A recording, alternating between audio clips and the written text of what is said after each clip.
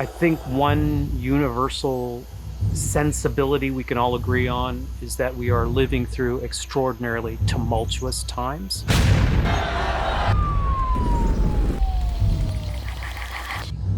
And what that feels like is a sense of groundlessness, a sense of despair, a sense of absolute terror in which we feel ill-equipped to deal.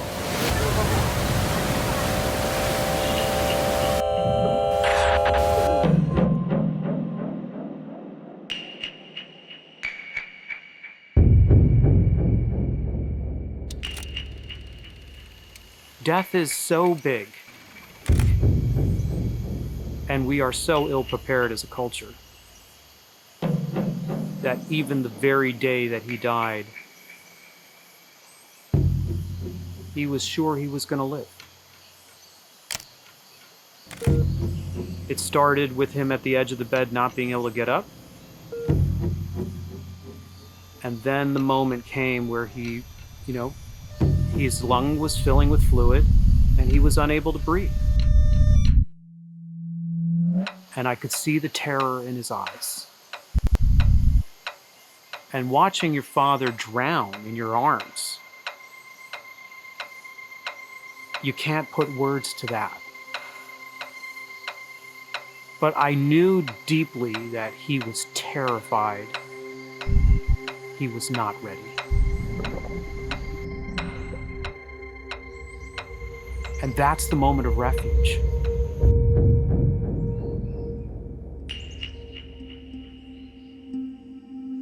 In that moment, I became my dad's refuge.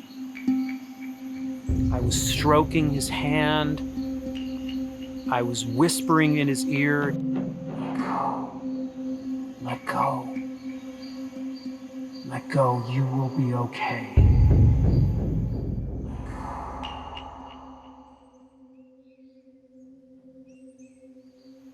The last words that my father uttered before he slipped away were, I see them. I see them.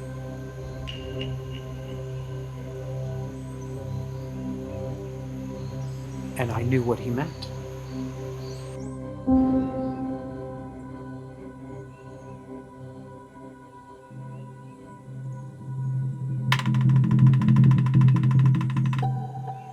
But then it came time for my existential moment. And it's one thing to be there for another person. It's a completely different one to be there for yourself. To be in that predicament yourself. So my moment is, I found a lump. It was benign, thankfully. But it was no less shocking and no less terrifying. I went into a massive depression. I was terrified. I was having panic. I remember having a nightmare, waking up in a cold sweat. It was a nightmare of me drowning. It was a nightmare of me drowning. And it dawned on me, drowning, choking, dying. I saw him choke. I was choking in my nightmare. I saw him die, and I didn't want to die. I didn't want to die. I wasn't ready to die. And despite all my training, almost 20 years studying Tibetan Buddhism, all my years of meditation practice, all my years of psychotherapy, didn't matter a damn, if I'm completely honest. And that's the rude awakening. You too are gonna die. Are you ready? And I was saying no with every ounce of my being. No, I'm not ready.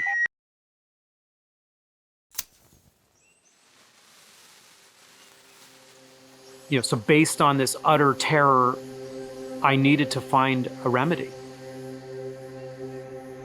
You cannot face death with your intellect.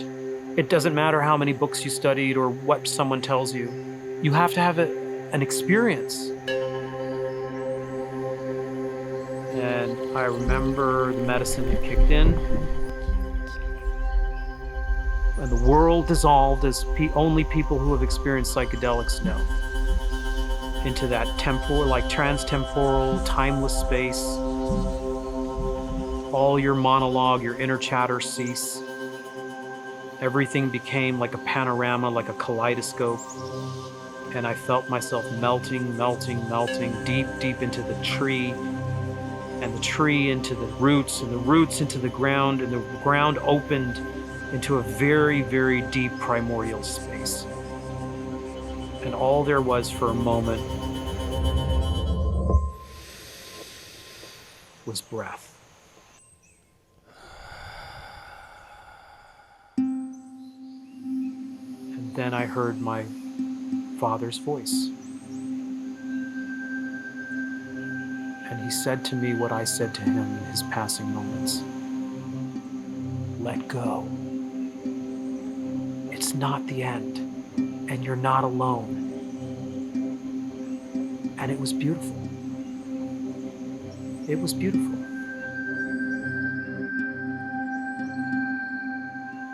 It's the difference between kicking and treading water and gasping for air and pushing and pushing and pushing, and that sense of deep rest when you hit the pillow and the bed is supporting you, and you can let go, like letting go into sleep, knowing you're going to wake up the next morning. And you get good, deep rest. And that's what it was like. Good, deep rest.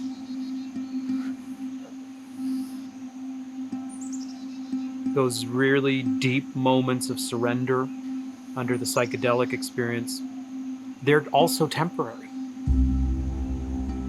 I mean, that's one thing we have to keep in mind. I mean, I didn't come out of that forever transformed and with unending amounts of confidence about my inevitable big D death.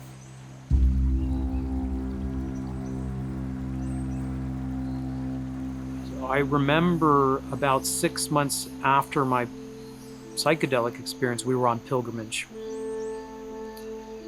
And I was with my teacher, Geshe Tenzin Zopa, who is a profound Tibetan master. The Tibetans are the psychonauts of the death experience because they have invested much of their tradition in mastering the art of conscious rebirth. And we were in Varanasi, and there are thousands upon thousands of people, and it's pandemonium and chaos, and I'm following my teacher. It's just me and my teacher. I'm following him through what are called gullies, these little passageways and stairways and nooks and crannies that are leading through this ancient 4,000, 5,000-year-old city down to the Ganges. And we make it through the gullies and onto the sacred cremation ground, the charnel ground, overlooking the banks of the Ganges, and there they are, the corpses on fire, being burnt on the pyres. A cacophony of sounds and smells and sights, and my nervous system is just crumbling under the sensory overload. And I say, Geshe-la, I'm afraid to die. Afraid to die.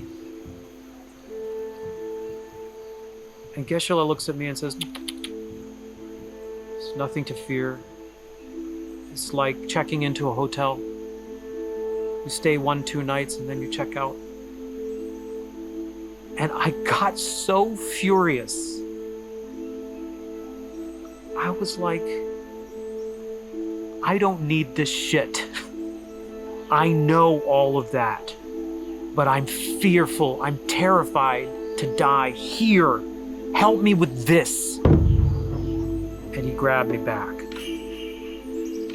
And he said this: when you die, think of me, and I will be there for you. And I will help you through. You will not be alone. You will never be alone. Not just this life, but but for every life, I will be there for you.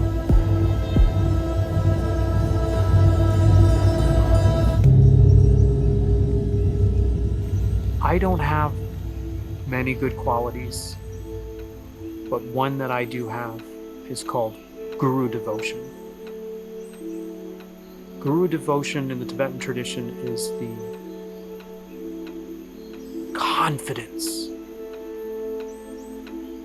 confidence in your teacher. More than the confidence in your teacher is the confidence in your teacher's realization that there is something truly transformed about them, and to recognize that whatever is in the Guru is also in you.